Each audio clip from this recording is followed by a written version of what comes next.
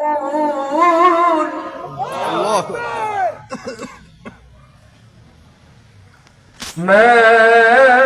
أريد منهم من رزق وما أريد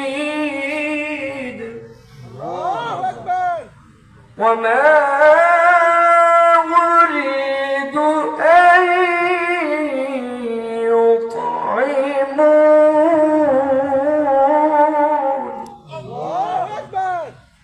إن الله هو الرزاق إن الله هو الرزاق إن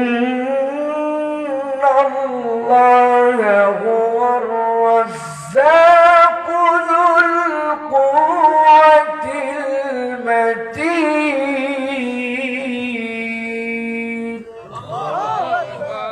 وقال الله سبحانه وتعالى إن الله وملائكته يصلون على النبي يا أيها الذين آمنوا صلوا عليه وسلموا تسليما. اللهم صل على محمد وعلى آل محمد كما صليت على إبراهيم وعلى آل إبراهيم إنك حميد مجيد. اللهم بارك على محمد وعلى آل محمد كما باركت على إبراهيم وعلى آل إبراهيم إنك حميد مجيد. আলহামদুলিল্লাহ, আল্লাহ রাব্বুল আলামিনের কাছে কৃতজ্ঞ হচ্ছি। শামসুল হক শিকদার জামে মসজিদ কমিটির উদ্যোগে ঐতিহাসিক শরীয়তপুরের জাজিরা কেন্দ্রীয় ঈদগাহ ময়দানে আজকের এই 15তম তাফসিরুল কোরআন মাহফিলের প্রথম দিনের শেষ অধিবেশনে আজকে আমরা যারা এখানে এসেছি, আল্লাহ রাব্বুল আলামিন এনেছেন, আল্লাহর কাছে আমরা আল্লাহ শেখানো বাক্যে কালেমাত শুকর আদায় করি। সকলে আনন্দ চিত্তে আল্লাহকে খুশি করার নিমিত্তে আল্লাহর শেখানো বাক্যে সকলে বুলন্দ আওয়াজে পড়ছি আলহামদুলিল্লাহ। দরুদ এবং সালাম বর্ষিত হোক আপনার আমার প্রিয় রাসূল জনাবে মুহাম্মদুর রাসূলুল্লাহ সাল্লাল্লাহু আলাইহি ওয়াসাল্লামের প্রতি। দেখতে দেখতে এই মাহফিলে আসা আমার চতুর্থবার সম্ভবত, তো কম বেশি আমিও আপনাদের এখানে বেশ কয়েকবার এসেছি। আজকের এই মোবারক মাজলিসের সভাপতিত্ব করছেন অজস্র আলেমে দ্বীনের উস্তাদ, অজস্র মানুষের মাথায় তার আদরের পরশে স্নেহের বুলানিতে যাদের কাছে দ্বীনের দাওয়াত দ্বীনের ইলম তিনি উপস্থাপন করেছিলেন, অত্র মাদ্রাসার সাবেক সুযোগ্য সম্মানিত অধ্যক্ষ হযরত মাওলানা আব্দুর রব হাশেমি সাহেব দামাত বারাকাতুহুল আলিয়া। মঞ্চপ্রবিষ্ট আছেন বিভিন্ন পর্যায়ের উলামায়ে হযরত, ফুজালায়ে ইজলাম, আমার সামনে উপবিষ্ট মুরব্বিয়ানে কেরাম, আমার প্রিয় তরুণ যুবকেরা, স্নেহের ছোটরা, আলাদা প্যান্ডেল থেকে শুনছেন মা এবং বোনেরা, সকলকে একবার সালাম দিয়েছি। আরো একবার আপনাদের কাছে দোয়া করা এবং পাওয়ার আশায় সালাম নিবেদন করছি। আসসালামু আলাইকুম ওয়া রাহমাতুল্লাহ। আমার জাজিরার ভাইরা ভালো আছেন আপনারা? মন মানসিকতা পরিবেশ পরিস্থিতি মিলায় ভালো আছেন তো আপনারা? আলহামদুলিল্লাহ, আল্লাহ আমাকে সুস্থতার সাথে রেখে আপনাদের কাছে মুবারক মাজলিসে হাজির করেছেন, এজন্য আমিও আল্লাহর কাছে কৃতজ্ঞ আলহামদুলিল্লাহ। প্রিয় ভাইরা, বান্দা আল্লাহ রাব্বুল আলামিনের কাছে যতই কৃতজ্ঞ হয় আল্লাহ ততই তার ওই কৃতজ্ঞতার বদলায় বান্দার যা চাওয়ার সেই প্রাপ্তিটাকে আল্লাহ মিলাই দেয়। এটা জানে না কে? সবাই আমরা কম বেশি জানি যে কৃতজ্ঞ হলে আল্লাহ নিয়ামত বাড়ান, ঠিক কিনা? কিন্তু যদি আমি জিজ্ঞাসা করি, ভাই কৃতজ্ঞ হলে নিয়ামত বাড়ে শুনলাম, কিন্তু আমার জীবনে এর কোনো প্রমাণ আছে কিনা? এটা একটা মানে সব কথার তো একটা আপনার কাছে যৌক্তিকতা থাকা লাগে। সারা জীবন খালি শুনে গেলাম, কৃতজ্ঞ হলে শুকরিয়া করলে আল্লাহ বাড়ায় না, তো আমি তো শুকরিয়া করি, আমার নিয়ামত বাড়লো কিনা প্রমাণ করি। অথবা আপনি বলতে পারেন যে নিয়ামত যদি না বাড়ে তাহলে যেমনে কৃতজ্ঞ হওয়া লাগবে তেমনি হয়তো হয় নাই, যে কোনো একটা হয় প্রমাণ দেওয়া লাগবে, না হয় সূত্রে ভুল আছে। কথা বলেন ভাই? আমি এমনি এমনি কথা বলছি না, আমার এই কথা বলার পেছনে একটা ছোট্ট লজিক আছে। ছোট্ট লজিকটা কি ভাই? এই যে আপনারা যারা হোগলার বিছনায় আসে বালু মাটির উপর বসে পড়লেন, আর যারা আসতে পারলেন না, with full of opportunities, they have full of opportunities, এমন কোনো কিচ্ছু নাই, আপনার সমান ব্যস্ততা নাই, আপনার সমান এখানে না বসে থাকার মতো কারণ নাই, মেরুদণ্ডের হাড্ডিতে লোহার কোনো তার জন্য স্টিলের পাত লাগানো হয় নাই, অথবা আপনার বাড়িতে বেড নাই, বিছনা নাই, মোবাইল নাই, খাওয়ার নাই, বাড়িতে আপনার সাথে বইয়ের বিরাট গন্ডগোল, এই জন্য আপনি আসছেন, আর উনি বিরাট সবকিছু আছে এই জন্য না, সব আপনারও যা তারও তাই, কিন্তু সে আসলো না আর আপনি আসলেন, তাই তো ভাই না? আচ্ছা, এই বুঝলাম, এই কথা সব বুঝলাম, কিন্তু জিজ্ঞাসা হচ্ছে আমি আসলাম আর সে আসলো না, একটা প্রশ্ন আসে না ভাই? লজিক্যালি এটার উত্তর কি? এটার উত্তর কি? এটার উত্তরটা যদি আমরা একটু বের করার চেষ্টা করি, যেহেতু মাইকের শব্দ অনেক দূরে যাচ্ছে, তাহলে আমরা মোটামুটি একটা কনসেপচুয়ালি আমরা একটা ক্লিয়ার থাকতে পারবো। আমি আমার ক্ষুদ্র চিন্তা চেতনায় কুরআনুল কারীম যতটুকু পড়ি, অত ভালো তো আর আমাদের জ্ঞান নাই, কিন্তু তারপরে যতটুকু পড়ি, আমি কুরআনুল কারীমের খুবই পরিচিত একটা আয়াতের আলোকে আমি বুঝেছি, কেউ যদি দুনিয়াতে ঈমানের দাবিদার হয়, কেউ যদি নিজেকে মুমিন মুসলিম পরিচয় দেয়, তাহলে তার একবারে শুরুতেই দুইটা চিহ্ন থাকা লাগবে। কয়টা? আওয়াজ করে বলতে হবে, কয়টা? আসারুল ঈমান, অনেক কিছু আছে, কিন্তু আপনার দুইটা চিহ্ন আপনার সাথে থাকা লাগবে। এই দুই চিহ্ন থাকলে বোঝা যাবে যে তার সাথে ঈমানের, তার সাথে আল্লাহর, তার সাথে কোরআনের, তার সাথে ইসলামের ন্যূনতম সম্পর্ক আছে, বাকিটা পরে দেখা যাবে, কিন্তু দুইটা চিহ্ন আপনার থাকা লাগবে। একজন আমাকে ডাক দিছে, এদিকে আসেন সাহেবুল্লাহ ভাই, বুঝানোর জন্য বলতেছি, এদিকে আসেন ভাই। গেলাম, উপর দিকে তাকালাম, এত আগ্রহ নিয়ে এটাকে আমার মাথা তুলছে, প্রায় আমার টুপি খুলে খুলে দেওয়ার জোগাড়। কি ভাই? হুজুর তাকায় দেখেন উপরে একটা বাধা দেখতে পান, ওই বাধার মধ্যে 150টা এক বাধার মধ্যে ডাব ধরছে। আমি তো একটু ভেবা সেগা খেয়ে নিচের দিক তাকাইছি, তাকায় দেখি গাছ এরকম চিকন, পাতা 1.5 হাত ঝুরি ঝুরি, আর এই কয় আমার এর মধ্যে 150 ডাব ধরছে। আমরা কে বলছো তোরা ডাব গাছ? এটা হচ্ছে সুপারি গাছ। বলতেছে হুজুর আপনি জানেন না, ছোটবেলা সুপারি যেরকম ডাব এরকম, বড় হয়ে এইটাই ডাব হবে। যদি বলে বড় হয়ে এটা ডাব হবে, আমি বুঝবো যে এর কিছু না কিছু একটা ডিস্টার্ব আছে, হুদামি যে একসাথে ঝগড়া করার দরকার নাই, কেননা এই বেটা ডাব গাছ আর সুপারি গাছ চেনে নাই। কথা বললেন কিন্তু একটু। আল্লাহ রাব্বুল আলামিন বলছেন, নবী আপনার উম্মতের জন্য আপনি জানাই দিয়ে রাখেন, ইন্নামাল মুমিনুনা আল্লাযীনা ইযা যুকিরাল্লাহ ওয়াজিলাত কুলুবুহুম ওয়া ইযা তুলিয়াত আলাইহিম আয়াতুহু যাদাতুহুম ঈমানা।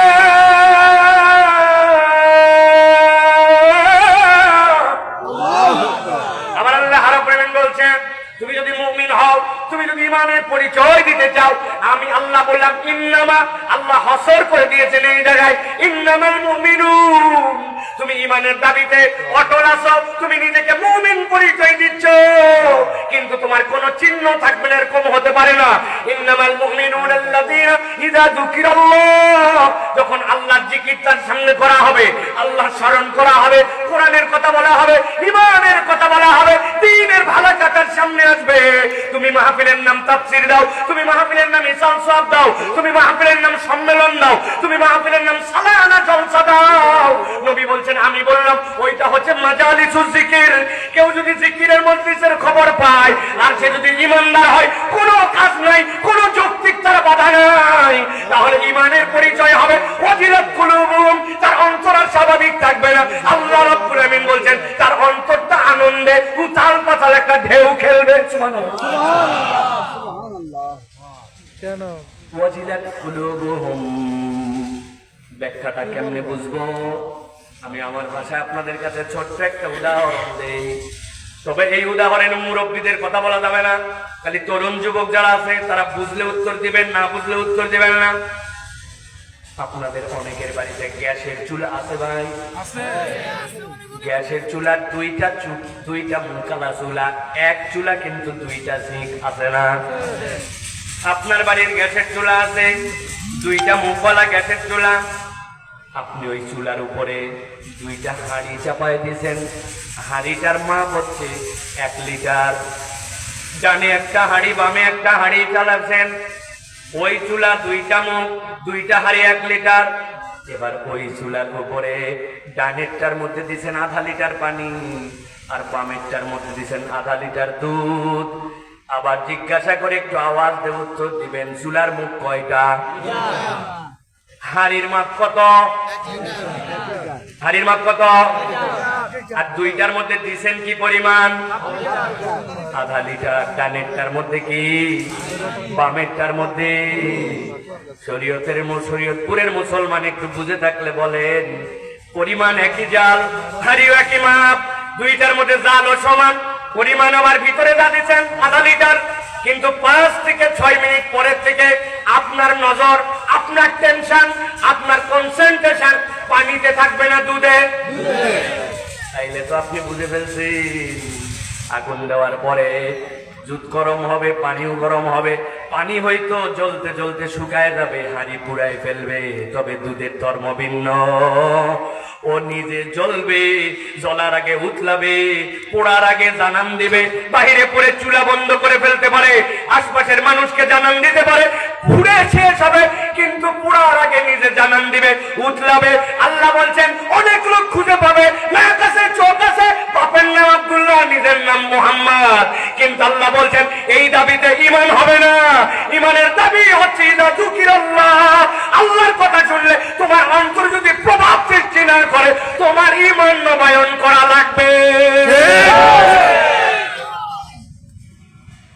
2 নম্বর আল্লাহ বলছেন ওয়াইযা তুলিয়াত আলাইহিম আয়াতুহু, আর যখন আমার বান্দার কাছে আল্লাহর আয়াত তেলাওয়াত করা হবে, যাদাতুহুম ঈমানা, আমার বান্দার ঈমান আর আগের হালতে থাকবে না।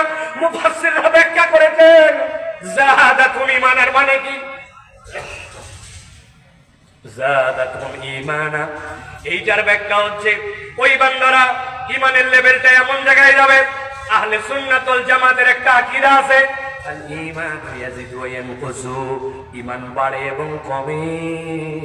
ওই বান্দার ঈমানের হালটা এমন হবে, ওয়া আলা রাব্বিহিম ইয়াতাওয়াক্কালুন, চাকরি করা লাগে করে, জানে চাকরির বেতন দিয়ে সংসার চলে, কিন্তু অন্তরের ঈমানটা এমন, ও জানে এই চাকরি আমাকে খাওয়ায় না, খাওয়ায় আল্লাহ। আবাদ করে, মাঠে কাজ করে, আল্লাহ যেহেতু দায়িত্ব দিয়েছেন, ফাইদা কুদিয়াতিস সালাহ ফান্তাশিরু ফিল আরদ, তুমি জমিনের মধ্যে ছড়ায় পড়ো, কিন্তু সে জানে এই জমিন আমার রিজিক দেয় না, এই চাকরি রিজিক দেয় না, আমার রিজিক দেয় আল্লাহ। ওই বান্দার ভরসা এমন হবে, ওই বান্দার সাথে আল্লাহর মধ্যে এমন সম্পর্ক হবে, আল্লাহর সাথে এমন তাওয়াক্কুল হবে, মুখ দিয়ে কথা বলেছে, কথা আল্লাহর হয়, হাত দিয়ে ধরেছে, ধরা আল্লাহর হয়, চলেছে, হাঁটা আল্লাহর হয়। আল্লাহ বলছেন এই তেলাওয়াত, এই কোরআন তাকে ঈমানের এমন লেভেলে নিয়ে যাবে। যেমন তেমন মজলিসে বসি নাই, লোক বাড়ানোর জন্য আপনাকে ভূমিকা এটা দেই নাই, কেবল ফিলিংসটা বোঝানোর জন্য বলছি। আপনার ঈমানটা আপনি বাড়িতে যেয়ে ওজন করে মিলায়েন, ঠিক না? আপনি হিসাব মিলাই নিন আপনারটা কি লেভেলে আছে। ওই যে শরীয়তপুরে না কোথায় এক লোক দুধ দোয়ায় ছানা কেটে, যে মিষ্টান্ন দোকান, ওই দোকানে বিক্রি করে ছানা দিয়া। প্রথম দিন যেদিন আসছে, এসে পরিচয় হয়ে বলছে ছানা আপনারে দিলাম, আপনার সাথে আমার একটা লেনদেন শুরু হোক, আমার নতুন গরু বিয়াইছে, তো কতটুকু দিতে পারবা? কই যে পরিমাণ আজকে দিলাম এই পরিমাণে। এর বদলে আপনার দোকান থেকে আমার যে অন্যান্য জিনিস যেগুলো লাগবে এগুলো নিয়ে যাব। আজকে টাকা দিয়েন না, প্রথম দিন আমার 1 কেজি চিনি লাগবে, চিনি দেন। ওই লোক বলছে ঠিক আছে, মাইপে দেখি। মাইপে দেখছে 1 কেজি ছানা বদলে দিছে 1 কেজি চিনি, নিয়ে চলে গেছে। মাস না যেতেই, 10-15 দিন না যেতেই যেই লোক মিষ্টান্নের দোকানদার সন্দেহ হয়েছে, কিরে আমার তো মনে হয় ছানা কম দেয়, 1 কেজি তো মনে হয় না, ও প্রত্যেকদিন দিয়ে যায়, আমি দেখা নাই শোনা নাই, নিয়ে যাচ্ছি। সন্দেহ একদিন অনুযায়ী দিছে, ওজন দিয়ে দেখে আল্লাহ 800 গ্রাম হয় না। 1 কেজিতে 800 গ্রাম হলে কত গ্রাম মাইনাস? 200 গ্রাম ফাঁকি। বিশ্বাসের উপর তোমার থেকে এই জিনিসটা তুমি এত বড় ঠকবাজ, বেটা আমার 1 কেজি বলে বলে ধোকা দিয়ে 800 গ্রাম ছানা দেও। ওই লোক তো পুরো একদম মুখ চোখ লাল হয়ে গেছে। তাই আল্লাহ কিরা করে বলতেছি, আমি জীবনে আপনারা বাকি দেই নাই। বললে হবে তোর সামনে মাপলাম, বাটকারা কি তোর ভুল আছে নাকি? তাই দেশে কি আলাদা আলাদা বাটকারা নাকি? ওই লোক কাইন্দে দিছে, কাইন্দে দিয়ে বলছে সত্যি সত্যি আমার কোনো বাটকারা নাই, তো মাপিস কি দিয়া? ওই যে প্রথম দিন আপনারা যেদিন ছানা দিয়েছিলাম, আপনি আমার 1 কেজি চিনি দিয়েছিলেন না, আমি চিন্তা করছি আমার বাটকারা নাই, কি দিয়া মাপবো, ওই জন্য ওইটাই 1 কেজির বাটকারা করে রাখছি। ওই 1 কেজির বাটকারা আমার বাড়িতে আছে, যেটা আপনি চিনি দিয়েছিলেন। বোঝেন না? আরো ভাঙ্গে বলা লাগবে? আপনি যে খালি ফা পরে বলেন আমার ঈমান ঠিক আছে, আমি মুসলমান, লিল্লাহি তাকবীর, আল্লাহু আকবার দিয়ে অস্থির করে ফেলবো, ইসলাম কায়েম করে ফেলবো। আপনি বিজনেস ছেড়ে, দোকান ছেড়ে, আড্ডা ছেড়ে কোরআনের মাহফিলে আসতে পারেন নাই, উল্টা ঈমানের দাবি করেন কেন? ঠিক, আপনার শুরুতেই 800 গ্রাম। আপনাকে নিজে বাটকারা ঠিক করেন, তারপরে কথা আছে আপনার সাথে, ঠিক কিনা? তবে আমি একটা কথা বলি সবসময়, মাহফিলে সকলের আসা ফরজ না, ওয়াজিব না। কিন্তু আপনি যদি মাহফিলের নামে বের হন আর যদি ভুয়া আড্ডা মারেন, তাহলে আপনার খবর আছে। আপনি বাইরে আড্ডা দিচ্ছেন না, চায়ের দোকানে আড্ডা দেন, বুঝি না না?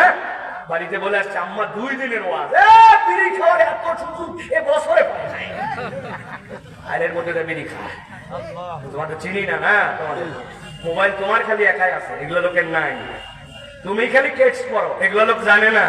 ইনাদের কোনো পরিবার নাই, চেহারা দেখে বোঝা যাচ্ছে অনেক আলেম, ইমাম, হাফেজ, মাওলানা নিচে বসে আছে, আর তুমি আড্ডা মারো। তাদের জন্য আয়োজন, আয়োজন বন্ধ করে দেন। বহুত করছেন 15 বছর, অফ করে দেন, দরকার নেই। এত কষ্ট করে তারা পাগলের মতো, টাকা পয়সা কালেকশন, আলোচক, অস্থির তাদের প্রচেষ্টা, আর আমরা শুধু সারা দিব পারি না। যারা বসে আছে সব মুরব্বী মানুষ, সবগুলো। আল্লাহ রাব্বুল আমিন আমাদের আশা ভরসাকে কবুল করে, আমিন। মন খারাপ করেন না জানি ভাই, আপনারা মনে করেন না যে সাইফুল্লাহ ভাই ও লোক 1000 খানিক হয়েছে, বোধহয় 5000 লোক হলে কথা বলতো। ওরে ভাই, ওই মাইকালা থাকলেও যা বলবো, 1 লাখ লোক থাকলেও তাই বলবো, আমার কোনো ফাঁকি নেই। এ নিয়ে চিন্তা করেন না, কোনো নিয়মের মধ্যে নেই। একজন থাকলেও যা, 1 লাখ থাকলেও তাই। আমি যা বলার পড়াশোনা করে সেটা বলেই যাবো, আপনি শুনলেও ভালো, না শুনলেও ভালো। সুতরাং এটা নিয়ে টেনশন নাই, ইনশাআল্লাহ। আপনারা আছেন তো ইনশাআল্লাহ? বেশি রাত করবো না, আমরা ইনশাআল্লাহ নির্ধারিত একটা প্রসঙ্গে কথা শুনবো। রাজি আছেন আপনারা? তরুণ যুবকেরা আসো, ভাইয়েরা, মুরব্বীরা আছেন, অবিয়ালা কেউ আছে নাকি? এই জায়গায় বিয়ে হয় নাই এরকম আছে কেউ? হ্যাঁ, মাশাআল্লাহ। সবাই এবার একটু হাত তোলেন দেখি কারা কারা আছে। হ্যাঁ, শক্ত করে 2 হাত তুলতে হবে। হাতটা নামান, আবার খেতা কম্বল থেকে বাইর করেন, বাইর করে তারপর হাত তোলেন। আমার চেয়ারম্যানটা ছাড়া যারা বসছেন, মানে চেয়ারে বসছেন জন্য চেয়ারম্যান বললাম আমি, আপনারা একটু হাত তুলেন আমাদের সাথে। হ্যাঁ, আপনারা একটু হাত সোজা করেন, টান টান করে সোজা করেন, সবাই সোজা সোজা, একবারে সোজা দেন, জোরে 2 হাত। দেখেন তো কারা কারা উঠাতে পারে না, হাতগুলো সোজা করে দেন তো, একটু মুরব্বীদের হাতগুলো সোজা করে দেন। হ্যাঁ, সোজা হয়েছে? এবার গলাটা একটু পরিষ্কার দেন, হাতটা ঝাড়া দেন, ঝাড়া একটু নড়াচড়া দেন। হ্যাঁ, বুকটা নড়ান একটু, মাশাআল্লাহ। হাত সোজা করেন, ওই যে চাচার হাতটা একটু ধরে উঠান, চাদরের ঠেলায় হাত নেমে গেছে, শক্ত করছেন সবাই। এবার একটু বুক বরাবর নেন, এই বরাবর। এবার একটা আকাশ বাতাস মুখরিত করে একটা তাকবীর দিতে চাই।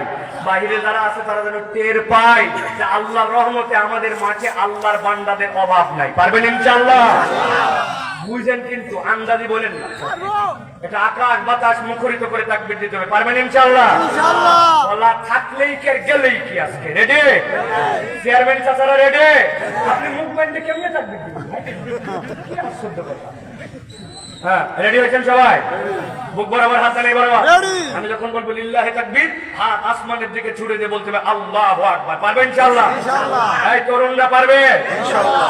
ইয়াংরা মুরব্বি পারবেন বাবা ইনশাআল্লাহ? হ্যাঁ, দেখে এবার কিরকম তাকবীর দিতে পারেন। লিল্লাহি তাকবীর, আল্লাহু আকবার, লিল্লাহি তাকবীর, আল্লাহু আকবার। আল কোরআনের আলো, ঘরে ঘরে আলো, আল হাদিসের আলো, ঘরে ঘরে আলো। তোমার নেতা আমার নেতা বিশ্বনবী মুহাম্মদ, তোমার নেতা আমার নেতা বিশ্বনবী মুহাম্মদ। আলেম ওলামা যেখানে আমরা আছি সেখানে, আল্লাহর আইন যেখানে আমরা আছি সেখানে, কোরআন সুন্নাহ যেখানে আমরা আছি সেখানে, গান বাজনা যেখানে আমরা নাই সেখানে, হারাম অন্যায় যেখানে আমরা নাই সেখানে, দুই নম্বরই যেখানে আমরা নাই সেখানে। লিল্লাহি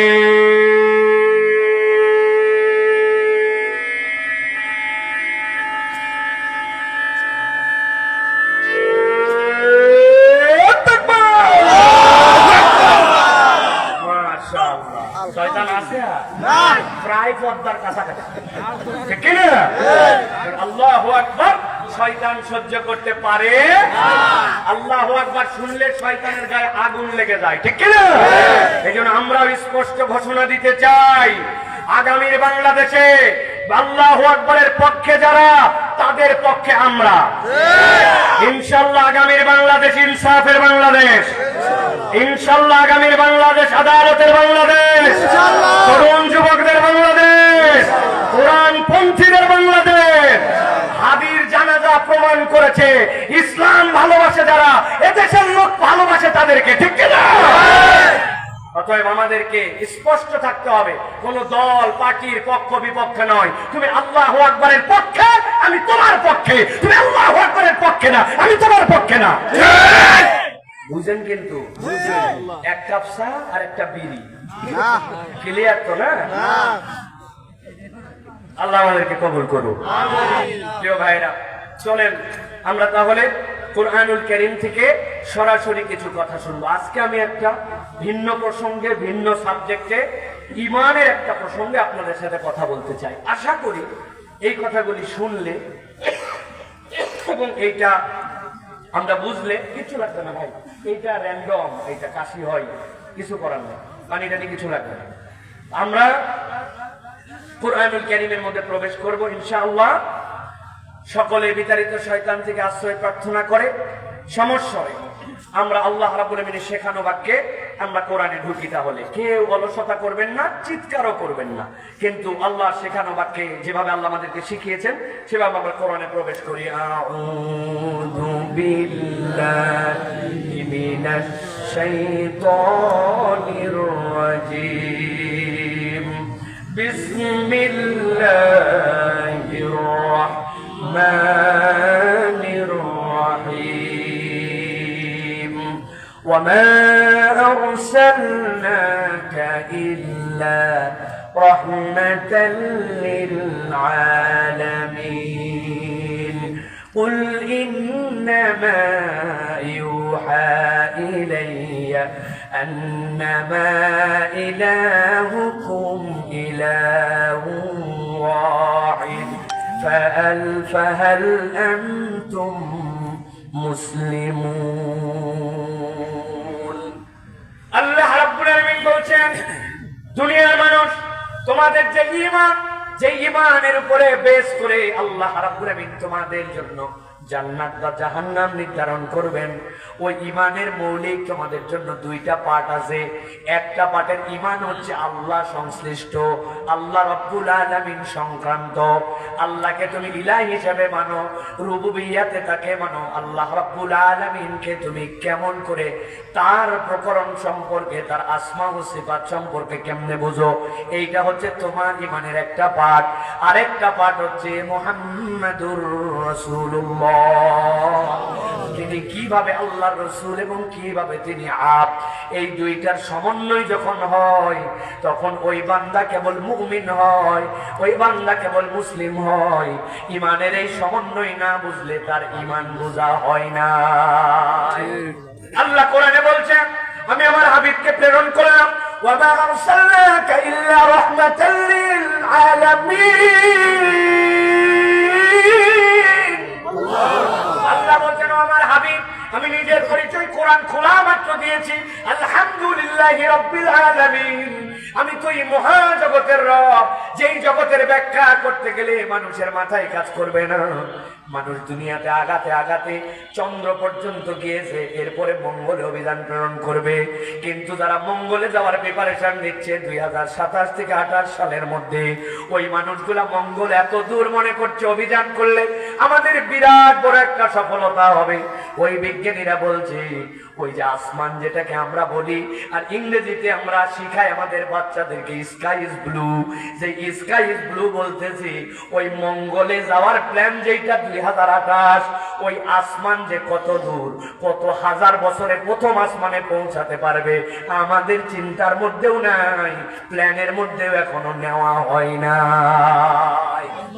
আল্লাহ বলছেন ওই রব তিনি ওরকম জগৎ সময়ের রব ওই জগৎ কতগুলি কেমন তার ব্যাখ্যা সেটা বিস্তারিত বর্ণনা অন্য বিষয় কিন্তু আল্লাহ বলছেন ওই জগৎ সময়ের রব যে আল্লাহ মুহাম্মদ সাল্লাল্লাহু আলাইহি ওয়াসাল্লাম আপনাকে ওই জগৎ সমূহের জন্য রহমত করে পাঠাইছি সুবহানাল্লাহ আল্লাহ বলতেছেন কুল ইন্নামা ইউহা ইলাইয়া আন্নামা ইলাহুকুম ইলাহুন ওয়াহিদ তোমার নবীর কাছে এই বার্তা আমি দিয়ে রাখলাম আপনি বলে রাখেন আমার কাছে যে ওহী আসে ওই ওহীর প্রথম বার্তাটাই হচ্ছে ঈমানদারদের জন্য তোমাদের জন্য কোনো ইলাহ নাই ইলাহ হিসাবে একমাত্র আল্লাহই হচ্ছেন তোমাদের ইলাহ এই বুঝ দেওয়ার জন্য আমি মুহাম্মাদুর রাসূলুল্লাহকে প্রেরণ করেছি সুবহানাল্লাহ তাহলে প্রিয় ভাইরা এই যে আল্লাহ রাব্বুল আলামিন রাসূলুল্লাহ সাল্লাল্লাহু আলাইহি ওয়াসাল্লামকে আমাদের ঈমানের পার্টের আরেকটা বানালেন একটা হচ্ছে আল্লাহর প্রতি ঈমান আরেকটা হচ্ছে মুহাম্মাদুর রাসূলুল্লাহ সাল্লাল্লাহু আলাইহি ওয়াসাল্লামের প্রতি ঈমান আজকে আমাদের যেটা মূল বিষয় প্রিয় ভাইরা সেটি হচ্ছে তাওহীদের সাথে রিসালাতের যে বিশ্বাস মুহাদ্দিসিনে কেরাম বলছেন তাওহীদের সাথে রিসালাতের যে বিশ্বাস এটাই হচ্ছে রহমত সুবহানাল্লাহ বলেন সুবহানাল্লাহ আমি এটা ব্যাখ্যা করব বিস্তারিত কিন্তু আমি জাস্ট আপনাদের কাছে ভূমিকাটা বোঝানোর জন্য বলছি যে মুহাম্মদ সাল্লাল্লাহু আলাইহি সাল্লামের প্রতি বিশ্বাস আনা কিরকম ফরজ যেরকম আল্লাহ আমার ইলাহ মানা ফরজ মুহাম্মদ সাল্লাল্লাহু আলাইহি সাল্লামকে বিশ্বাস করা একই ফরজ একই ফরজ এই পৃথিবীতে অনেক মানুষ আছে অনেক ধর্মাবলম্বী আছে যারা এখনো বিশ্বাস করে ইলাহ একটাই আল্লাহ একজনই কিন্তু মুহাম্মদ সাল্লাল্লাহু আলাইহি ওয়াসাল্লামকে স্বীকার করে না যদি মুহাম্মদ সাল্লাল্লাহু আলাইহি ওয়াসাল্লামকে স্বীকার না করে তার ঈমান আনা হয় না জান্নাতে যাবে না বাস সব কথা এখন এই কথা তো আমরা বুঝলাম এই যে আমরা বুঝলাম যে আল্লাহ রাব্বুল আলামিন নবীকে রহমত দিয়েছেন মুহাদ্দিসরা বলছেন নবী আমাদের জন্য কিভাবে রহমত জাস্ট সিম্পলি তিনটা পয়েন্ট বলি এক নম্বর রিসালাতে ঈমান আনা মানে আমি করুণার ভাগীদার হয়ে গেলাম আল্লাহ নবী যে রহমত তাহলে আমি তার রিসালাতে ঈমান আনছি তাহলে আমি দয়ার অংশ হয়ে গেলাম দুই নম্বরে ব্যাপক নির্মলতা থেকে আল্লাহ এই উম্মতকে রেহাই দিয়ে দিয়েছেন এটা হচ্ছে রহমত কখনো এই উম্মতকে আল্লাহ সমূলে ধ্বংস করে দিবেন না একবারে শেষ হয়ে যাবে এমন ভূমিকম্প হবে বাংলাদেশে 16 কোটি মানুষ শুয়ে শেষ ভুয়া কথা বিপর্যয় হবে মরবে আল্লাহর পক্ষ থেকে বিভিন্ন কিছু আসবে কিন্তু আল্লাহ এই উম্মতকে একবারে নির্মূল করে দিবেন না যেহেতু নবী রহমত সুবহানাল্লাহ বলবেন না তিন নম্বরে আল্লাহ নবী সাল্লাল্লাহু আলাইহি ওয়াসাল্লাম পয়গম্বর হিসাবে তার উম্মতকে অভিসম্পাদ দেন নাই কখনোই অভিসম্পাদ করেন নাই যখন কোন পয়গম্বর কোন তার কওমকে কোন ক্ষেত্রে অভিসম্পাদ করে না যান এর মানে হচ্ছে সে তার উম্মতের দাবিতে থেকেই যাবে একটু লাইন মতো চললেই নবীর রহমত সে পাবে সুবহানাল্লাহ বলে মুহাদ্দিসরা বলছেন জানো আল্লাহ নবী যখন শাফাত করবেন ইরফা রাসাকা ইয়া রাসূলুল্লাহ ও আমার হাবিব আপনি আপনার মাথা উঠান নবীর শাফাত দুই ভাবে মানুষের জন্য কাজ করবে একটা শাফাত আম কাফের মুশরিক বেঈমান বদমাইশ দুষ্ট ফাসিক মুশরিক ফুজ্জার মুনাফিক সবাই ফায়দা পাবে ইহুদি নাসারা বৌদ্ধ খ্রিস্টান সবাই নবীর শাফাত পেয়ে যাবে কিভাবে বিচারই তো শুরু হয় না বিচার শুরু হওয়ার পর জান্নাত জাহান্নাম বিচারই শুরু হয় না মানুষ অস্থির নবী তখন আল্লাহর কাছে বলবেন আল্লাহ আপনি বিচারটা শুরু করেন, এটা তো শাফাতে আম, সবাই এর মধ্যে উপকার পাই যাবে। আর বেনিফিট কারা পাবে? যারা মুহাম্মদ সাল্লাল্লাহু আলাইহি ওয়াসাল্লামকে রাসূল মেনে নিছে, আল্লাহ তাদেরকে শাফাতের দ্বিতীয় স্তরে নিয়ে যাবেন, আল্লাহর নবী তাদেরকে শাফাত করে জান্নাতে নেবেন। সুবহানাল্লাহ। আমার যেটা আলোচ্য বিষয় প্রিয় ভাইরা, রাসূল সাল্লাল্লাহু আলাইহি ওয়াসাল্লামকে যে বিশ্বাস করতে হবে এটা তো আমরা বুঝছি, তাই না? কিন্তু এই বোঝাটা আমাদের ঠিক বোঝা হয় না। আল্লাহর প্রতি ঈমানের যেরকম রকম আছে, ঠিক একই রকম মুহাম্মদ সাল্লাল্লাহু আলাইহি ওয়াসাল্লামকে কেউ যদি বিশ্বাস করে, বলছে মুহাম্মদ সাল্লাল্লাহু আলাইহি ওয়াসাল্লাম হচ্ছে আমার রাসূল, আমরা বলি তো একবার আমাদের নবীকে, আমাদের রাসূলকে, তাহলে আমরা বিশ্বাস করছি মুহাম্মদ সাল্লাল্লাহু আলাইহি ওয়াসাল্লাম আমাদের রাসূল। এই কথা বলার দ্বারা বিশ্বাস হয়নি ভাই। আকীদাবিদ তারা বলছেন, কেউ যদি মুহাম্মদ সাল্লাল্লাহু আলাইহি ওয়াসাল্লামকে রাসূল বলে বিশ্বাস করে, তার তিনটা রকম আছে। কয়টা? এই স্টেজে যেরকম চারটা খুঁটি আছে, ওই রাসূল বিশ্বাসের তিনটা রকম আছে। মনে রাখার দরকার নাই, কিন্তু ঢুকায় নেন যে এটা আমার লাগবে। এক নম্বর তার নবুয়তে বিশ্বাস, এক নম্বর দুই নম্বর তার মর্যাদা এবং ভালোবাসায় বিশ্বাস, দুই নম্বর মর্যাদা এবং ভালোবাসায় বিশ্বাস, তিন নম্বর তার আনুগত্য এবং অনুসরণে বিশ্বাস। নবুয়তে বিশ্বাস, মর্যাদা ভালোবাসায় বিশ্বাস, আনুগত্য এবং অনুসরণে বিশ্বাস।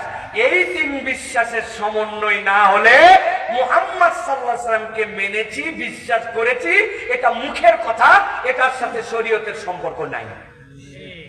আজকে আমরা যে বিষয়ে কথা বলবো মূলত সেটি হচ্ছে আল্লাহর নবীর নবুয়তে বিশ্বাস।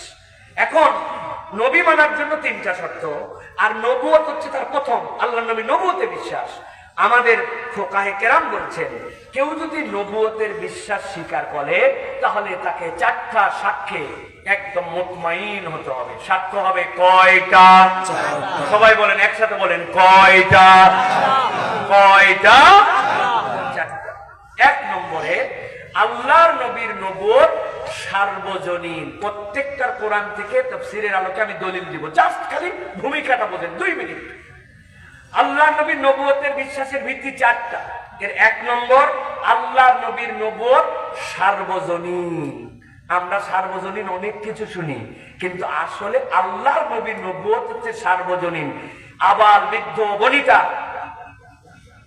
উন্নত অনুন্নত, ছোট বড়, পুরুষ নারী, সকল শ্রেণী পেশার মানুষের জন্য আল্লাহর নবীর নবুয়ত হচ্ছে সার্বজনীন। সুবহানাল্লাহ বলেন।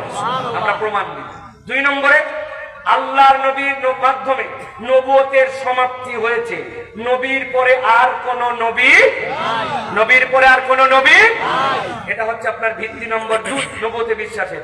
3 নম্বর, আল্লাহর নবী সাল্লাল্লাহু আলাইহি ওয়াসাল্লাম নবুয়তের দায়িত্ব পরিপূর্ণভাবে পালন করেছেন।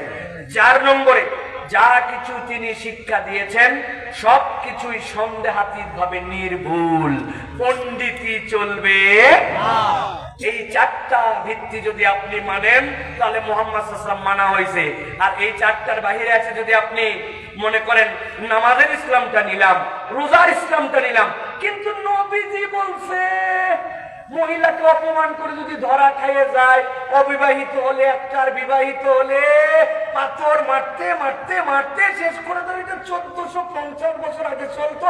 এখন কিছু ইসলাম পন্থীরা বলে এরা মধ্যযুগীয়, এটা আমার সাথে যায় না। তবে মুহাম্মদ সাল্লাল্লাহু আলাইহি ওয়াসাল্লাম আমার রাসূল, আপনার কসু মানা হয় নাই। ভালো করে খেয়াল করেন, 4টা বিষয়ের ঈমান কোরআন থেকে আমরা এবার আল্লাহ রাব্বুল আলামিন দালিলিক ভাবে নবীকে কিভাবে এই 4টার উপরে উম্মতে মুহাম্মদীকে অটল অবিচল থাকার জন্য, ঈমান বিশুদ্ধ করার জন্য বলছেন। আমরা এবার কোরআন থেকে একে একে আপনাদের কাছে উপস্থাপন করব। আল্লাহ রাব্বুল আলামিন সর্বপ্রথম 34 নম্বর সূরা সাবা এর 28 নম্বর আয়াতের মধ্যে আল্লাহ রাব্বুল আলামিন ক্লিয়ার করেছেন আমার হাবিবকে আমি কি হিসাবে প্রেরণ করলাম। শোনো, আল্লাহ বলছেন, ওয়ামা আরসালনাকা ইল্লা কাফাতাল লিন-নাসি বাশীরাও ওয়া নাযীরা। আল্লাহ বলছেন, দুনিয়ার মানুষ, আমি আল্লাহ রাব্বুল আলামিন আমার হাবিব মুহাম্মদুর রাসূলুল্লাহ সাল্লাল্লাহু আলাইহি ওয়াসাল্লামকে দুনিয়ার সব মানুষের জন্য কাফাতান, একদম সার্বজনীন করে প্রেরণ করলাম।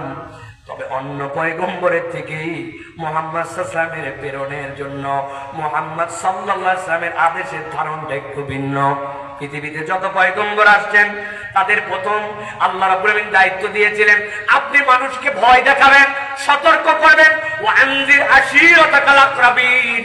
আল্লাহ রাব্বুল আলামিন এই আয়াতের আলোকে সকল পয়গম্বরকে, তার ফ্যামিলি, তার আশপাশের মানুষকে প্রথমে সতর্ক করতে বলেছেন। আল্লাহ নূহ আলাইহিস সালামকে বলেছেন, আপনি যান আপনার কওমকে সতর্ক করেন। আল্লাহ সবাইকে বলেছেন আগে সতর্কের কথা, কিন্তু একমাত্র নবীজি সাল্লাল্লাহু আলাইহি ওয়াসাল্লামের ব্যাপারে আল্লাহ বলেছেন, আপনাকে যে সার্বজনীন পয়গম্বর করলাম, আপনার প্রথম কাজ হচ্ছে শুভ সংবাদ দেওয়া, মানুষকে জান্নাতের খোঁজখবরি দেওয়া। আপনি মানুষকে আগে সাহস দিবেন, আগে সুসংবাদ দিবেন, তারপরে সতর্ক করবেন। সুবহানাল্লাহ। নবীজি সাল্লাল্লাহু আলাইহি ওয়াসাল্লাম যখন তায়েফের ময়দানে গেলেন, কে জানেন এই ঘটনা? আল্লাহ নবী সাল্লাল্লাহু আলাইহি ওয়াসাল্লামকে এমন ভাবে আঘাত করা হলো, ঠান্ডা মাথায় একটু কল্পনা করেন ভাই, আপনার পায়ের মধ্যে শু নাই, কেটস নাই, বর্তমান সময় আপনার পায়ের মধ্যে যে স্পঞ্জের স্যান্ডেল ফিতাওয়ালা, এই স্যান্ডেলও যদি আপনার পায়ের মধ্যে থাকে, আর আপনি একবার কল্পনা করেন তো আপনার গায়ে কি পরিমাণ রক্ত প্রবাহিত হলে আপনার পায়ের মধ্যে এই স্যান্ডেল এমন ভাবে আটকায় গেছে যে আপনি স্যান্ডেল খুলতে পারেন না, কি পরিমাণ আপনার গায়ের মধ্যে ব্লিডিং হওয়া লাগবে। আমার নবীর সময় এরকম স্যান্ডেল ছিল না, ছোট্ট একটা খরম নখের মধ্যে দিয়ে ঢুকায় দেওয়ার পরে মুরব্বীরা খরম দেখার কথা আগেকার, ওইটা পা উঠালে পিছন দিক থেকে নড়ে যেত। নবী যেরকম খরম পড়ে গেছেন, কিন্তু হযরতে আব্বাস রাদিয়াল্লাহু তাআলা আনহু, যিনি তার কাছে আঙ্গুর বাগান থেকে তার জন্য জুস বানায় নিয়ে গিয়েছিলেন, উনি যাওয়ার পরে বলেছেন, আল্লাহর নবীকে এমন ভাবে শরীর থেকে রক্ত প্রবাহিত করা হয়েছে, নবীর পায়ের খরম মোবারক খোলার মতো যেন আমাদের দ্বারা সম্ভব হচ্ছিল না। আল্লাহর নবীর এই যে কষ্ট দেওয়া হলো, বলার উদ্দেশ্য কি? নবীজি সাল্লাল্লাহু আলাইহি ওয়াসাল্লাম যখন কষ্ট শেষ, আল্লাহ নবী তখন যখন হুঁশে ফিরলেন, ফেরার পরে নবী করিম সাল্লাল্লাহু আলাইহি ওয়াসাল্লাম একটা ছোট্ট বাগানের মধ্যে আত্মগোপন করে আসছেন। হাদিসের মধ্যে আসছি, সেখান থেকে নবীজি খবর দিয়ে পাঠালেন এক সাহাবীদেরকে, যাও যাও, আমি তো ধ্বংস করার জন্য আসি নাই, পাহাড়ের ফেরেশতারা ধ্বংস করার ঘোষণা নিয়ে আসছে, না না না, আমি ধ্বংস করতে আসি নাই, উল্টা আমি বলে পাঠালাম, কুলু লা ইলাহা ইল্লাল্লাহ তুফলিহুন, কিচ্ছু বলতে হবে না, যে বলবে লা ইলাহা ইল্লাল্লাহ আল্লাহ তারে জান্নাতে ঢুকাইয়া দিবে। সাহাবী নবীজি সাল্লাল্লাহু আলাইহি ওয়াসাল্লামের আসার নিয়ে আসছেন, চিহ্ন নিয়ে আসছেন। আরে ওমর রাদিয়াল্লাহু তাআলা ধরে ফেলছেন, কি ব্যাপার, তুমি যে এই কথা বলতেছো এটার ভিত্তি কি? বলেন নবীজি সাল্লাল্লাহু আলাইহি ওয়াসাল্লাম আমাকে চিহ্ন দিয়ে পাঠিয়ে দিয়েছেন, দিয়ে বলছেন, মান ক্বালা লা ইলাহা ইল্লাল্লাহ দাখালাল জান্নাহ, যে লা ইলাহা ইল্লাল্লাহ বলবে তাকে আল্লাহ জান্নাতে ঢুকাবেন। এই জন্য মুহাদ্দিসিনে কেরাম, মুফাসসিরিনে কেরাম বলতেছেন, আমার নবী যদিও সতর্ককারী, কিন্তু নবী সার্বজনীন ভাবে আমার নবী হচ্ছেন মানুষের জন্য শুভ সংবাদদাতা। সুবহানাল্লাহ। আল্লাহ কোরআনুল কারীমের মধ্যে কি বলছেন চলেন আমরা শুনি। আল্লাহ রাব্বুল আলামিন কোরআনের 7 নম্বর সূরা, সূরা আরাফ 158 নম্বর আয়াতে বলতেছে, নবী আপনি জানাই দিয়ে রাখেন, কুল ইয়া আইয়ুহান নাস ইন্নী রাসূলুল্লাহি ইলাইকুম জামিআ,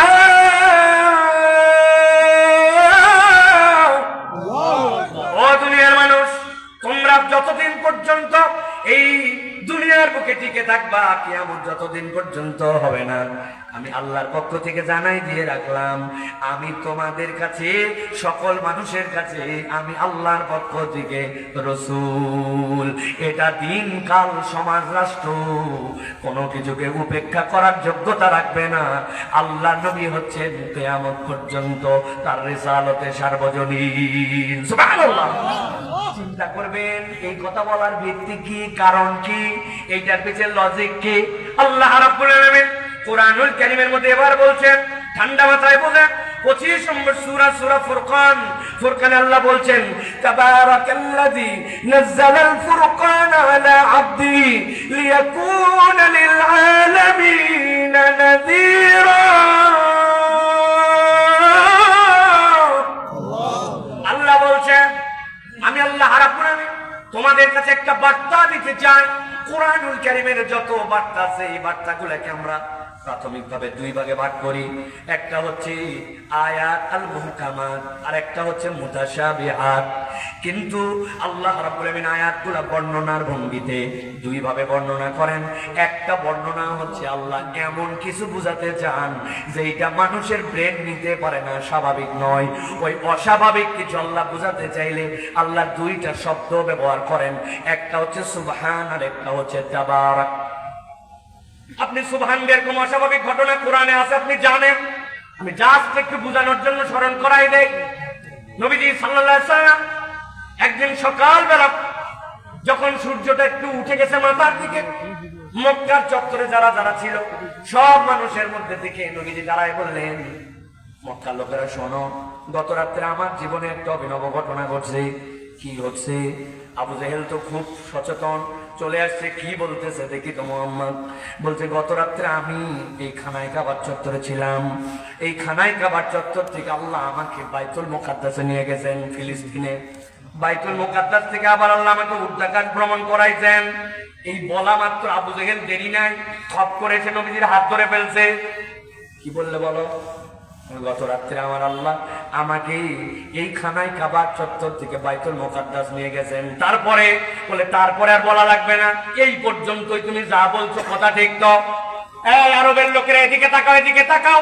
ইয়া সাবাহা, চিৎকার করে ফেলছে, এর থেকে আজব কথা এতদিন পর্যন্ত প্রমাণ দিতে পারি নাই। সব সময় বলি উল্টা পাল্টা কথা বলে, মিথ্যা কথা বলে, নাউজুবিল্লাহ। আজকে প্রমাণ হয়ে গেছে। এই মক্কার লোক, ফিলিস্তিন গেছো তুমি, গেছো তুমি, গেছো তুমি। এহলাতা শীতাই ওয়া সয়ীফ, আমরা তো দুই দিকেই ব্যবসা করি। বলো তো, দ্রুতগামী একটা ঘোড়া যদি যায় কতদিন লাগে ফিলিস্তিন যেতে? বলে মিনিমাম 6 রাত 7 দিন, উঠ গেলে 10 দিন। বলে এই লোক নাকি গত রাত্রে খালি যাই নাই, আবার নাকি আসছে। মুহাম্মদ, আমি কিছু লোকজন নিয়ে আসবো, কথা কিন্তু ঘুরানো যাবে না, এখানে দাঁড়াও। দৌড়ায় চলে গেছে মুহাম্মদ সাল্লাল্লাহু আলাইহি ওয়াসাল্লামের প্রথম সহযোগী, বিশ্বস্ত সহচর, যার কারণে মুহাম্মদ সাল্লাল্লাহু আলাইহি ওয়াসাল্লামকে তেমন কিছু বলা যায় না। উম্মুল খায়ের বাড়িতে যায়, ডাক দিয়েছে। আবু বকরের মায়ের নাম ধরে ডাক দিয়েছে। কে? আবু জাহেল। কি ব্যাপার? সকালবেলা ব্যাপার কি? বেটা আছে, আছে, বাইর করো। আবু জাহেল ডাক দিয়েছে। আবু বকর রাদিয়াল্লাহু তাআলা কেবল বের হয়েছেন, এক মুহূর্ত দেরি নাই, তার চাদর টানতে টানতে নিয়ে আসছে। যে ঘটনা কি বলো? বলে, তোমার সাদিক, তোমার দোস্ত এতদিন পর্যন্ত অনেক উল্টা পাল্টা বলছে, প্রমাণ দিতে পারি নাই। এখন কথা যদি আবার ঘুরাই, দেরি করার সময় নাই, আসো তাড়াতাড়ি। আল্লাহ নবীর সামনে নিয়ে চলে আসছে তাকে। আসার পরে বলতেছে, মুহাম্মদ, কথা কিন্তু ঘুরাবে না। আল্লাহু রাব্বুল কাবা, কাবার রবের কসম, যা বলছিলে তুমি এখন বলো।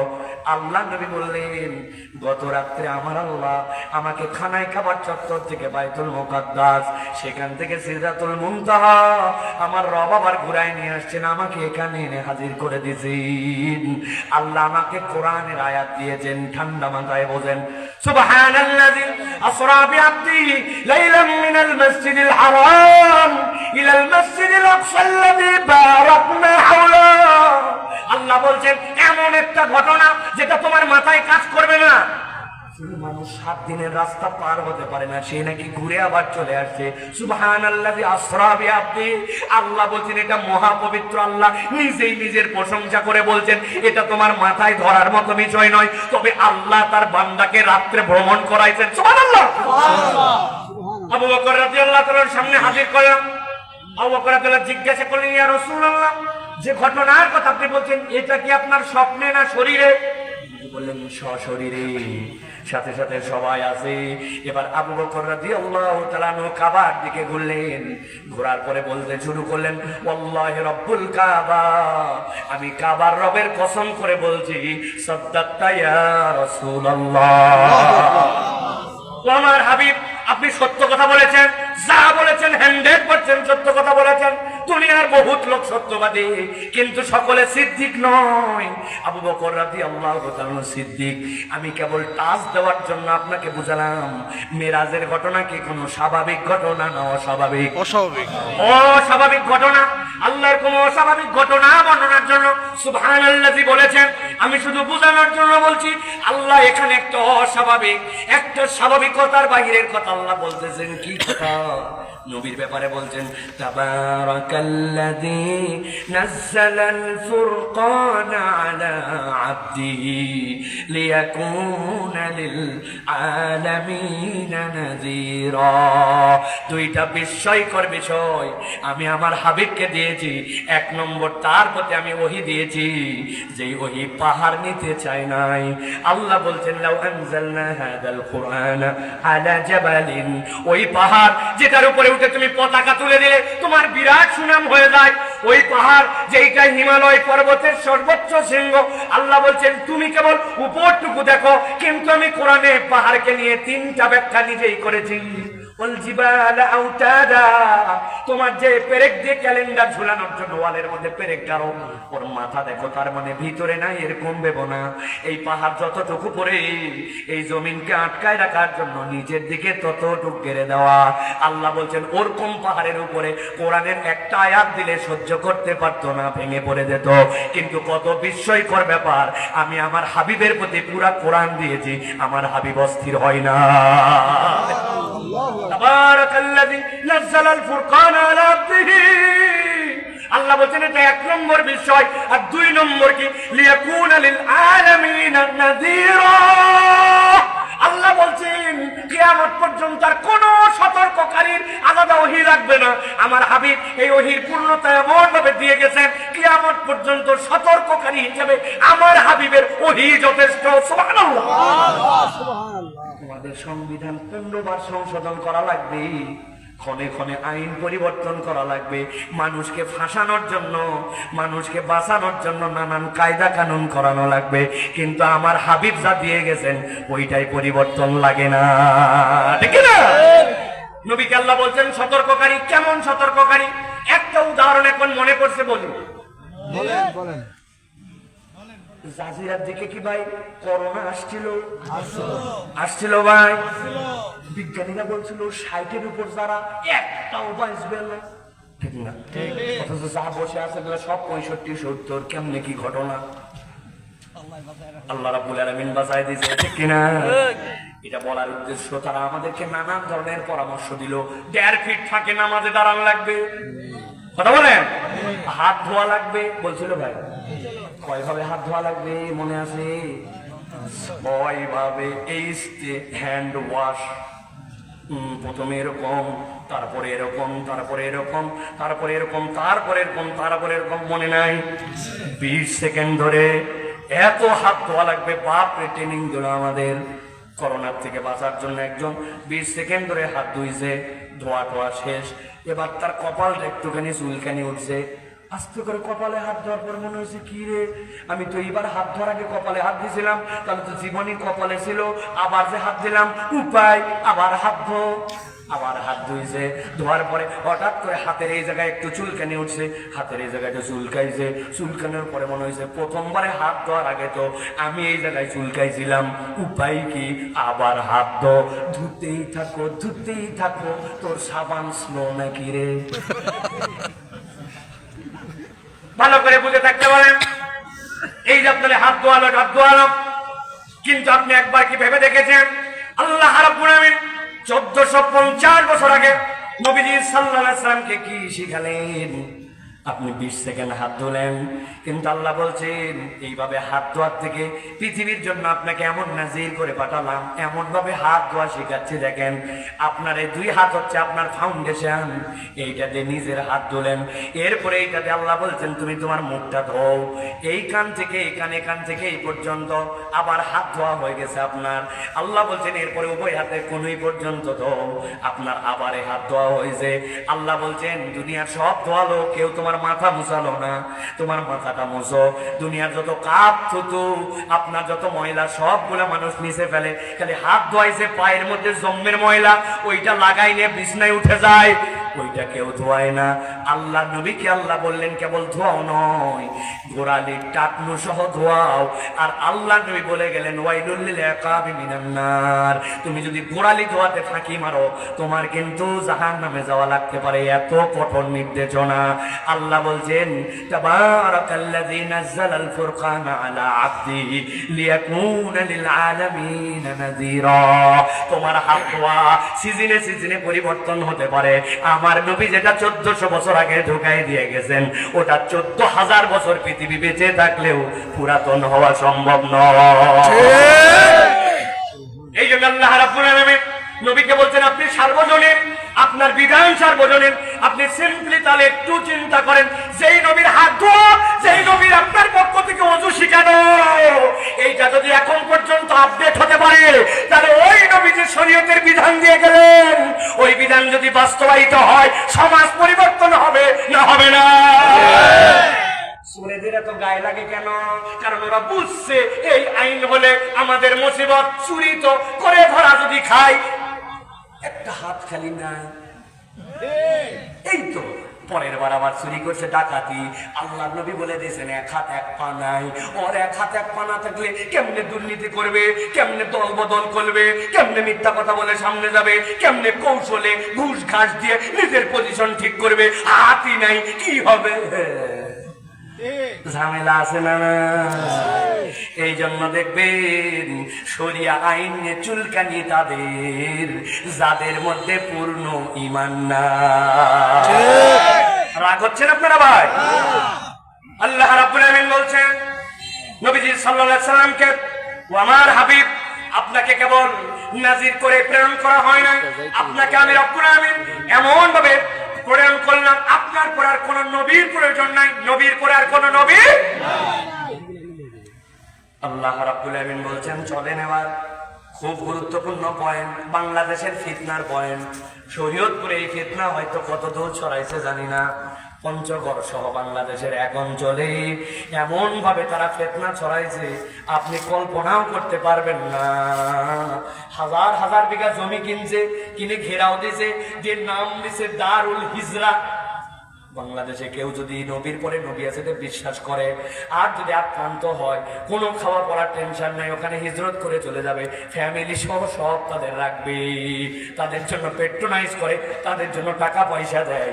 আর তাদের মধ্যে মুসলমানদের মধ্যে বিভ্রান্তি ছড়ানোর জন্য এই গ্রুপকে তারা ওখানে পুনর্বাসন করে কাদিয়ানি ছিলেন।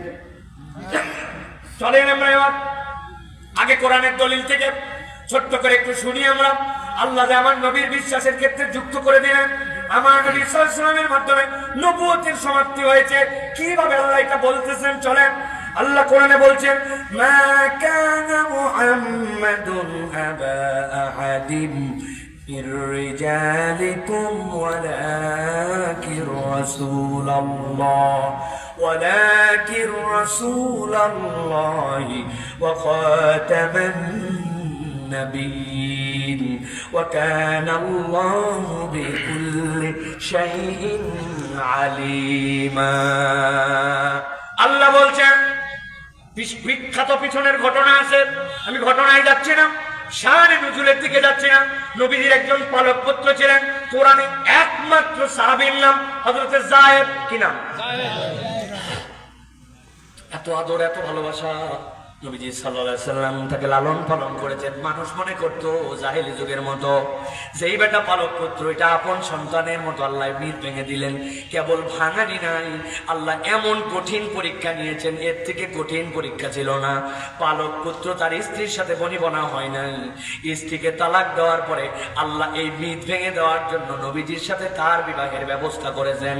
আল্লাহ রাব্বুল আলামিন বলতেছেন ও আমার হাবিব আমি ক্লিয়ার করে আপনাকে আপনার উম্মতের কাছে বার্তা দিয়ে দিতে চাই, জীবিত কোন সন্তানের পিতা মুহাম্মদ সাল্লাল্লাহু আলাইহি সাল্লাম নন, ওয়ালাকিন রাসূলুল্লাহ, তবে তিনি আল্লাহর রাসূল, ওয়া খাতামান নবীন। আল্লাহ বলছেন মূল বক্তব্যটা তিনি হচ্ছেন সর্বশেষ পয়গম্বর, তারপরে আর কোন নবী নাই, রাসূল নাই। এই ঈমান যদি না থাকে আপনি নিজেকে যাই পরিচয় দেন আপনি মুসলমান হতে পারবেন না। এখন কথা হলো আমাদের কাছে অনেকে এসে বলে হুজুর যেই কাদিয়ানীরা নবীর পরে নবী আছে বলে এদের সাথে আমাদের গন্ডগোল ফাসাদ করার দরকার কে? আমরাও তো সব সময় বলি তাদের সাথে আমাদের কোনো গন্ডগোল নাই, ফাসাদ নাই, মারামারি নাই, কাটাকাটি নাই, তাদের সাথে কেস কামারি নাই, তাদের জমির ধান আমরা মারি খাবো না, তাদেরকে বাজার হাটে কখনো অপমানিত করব না। কিন্তু ছোট্ট একটা শর্ত আছে, ওই শর্তটা অনুযায়ী তাদেরকে পরিচয় দিতে হবে। এই দেশে হিন্দু আছে না ভাই? তাদের সাথে আমাদের কোনো গন্ডগোল আছে? বরং তাদেরকে নিয়ে কেউ গন্ডগোল করলে মুসলমানদের দায়িত্ব হচ্ছে তাদের জন্য সামাজিক সুবিচার নিরাপত্তা নিশ্চিত করা, ঠিক কিনা? এক শ্রেণী বন্যামি করে মিথ্যা করে বাইরের দেশের কাছে এসে প্রচার দেয়। আমার বিশ্বাস এলাকায় প্রচুর হিন্দু আছে। হিন্দু যদি সত্যি সত্যি মানুষের বাচ্চা হয়, সে বলতে বাধ্য এই বাংলাদেশের দিকে ভালো সুন্দর পরিবেশে দুনিয়ার কোথাও সে থাকতে পারবে না, যদি সে মানুষের বাচ্চা হয়। আর মানুষের বাচ্চা না হলে ভিন্ন কথা। এর থেকে ভালোভাবে পুরা ভারত ঘোরা শেষ আমার। এ মাথার থেকে ও মাথা উত্তরপ্রদেশ দেখে আসছি আমি। মুসলমানদের অবস্থা, হিন্দুদের অবস্থা সবই দেখে আসছি। আমাদের দেশের হিন্দুদের যে দিল বড়, পৃথিবীর কোন হিন্দুদের এই দিলই সৃষ্টি হয় নাই। এটা বাংলাদেশে জন্মগ্রহণ করার কারণে আমাদের হিন্দুদের দিল এইটা, ঠিক না? মুসলমানদের অবস্থা দেখছি, আমাদেরকে তো দু চারটা মানুষ চেনে না ভাই।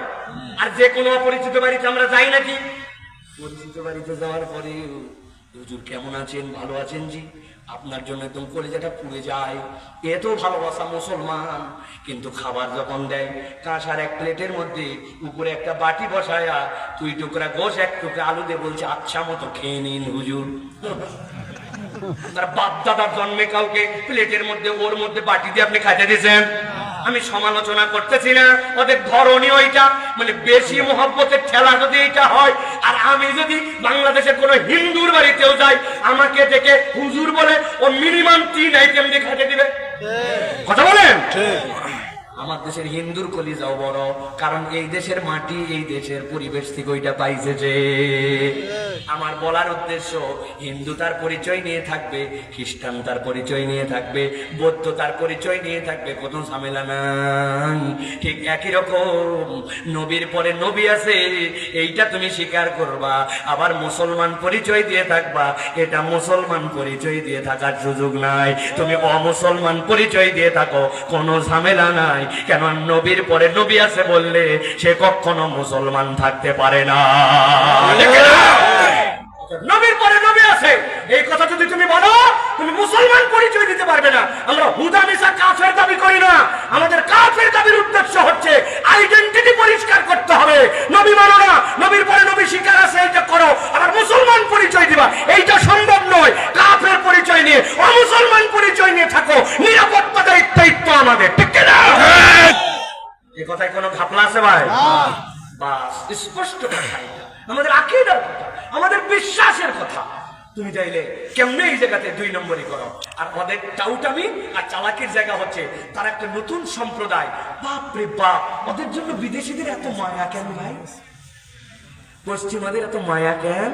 কারণ এইটা ইংরেজদের সেই ষড়যন্ত্র ছিল যেটার মাধ্যমে মুসলমানদেরকে ডিভাইড এন্ড রুল, আলাদা করো আর শাসন করো। ওরা এখনো ওই জন্যই তাদেরকে এই কাজ করে, এই আহম্মকরা পর্যন্ত বোঝে না, ঠিক না? এই জন্য আমাদের ঈমান পরিষ্কার রাখতে হবে।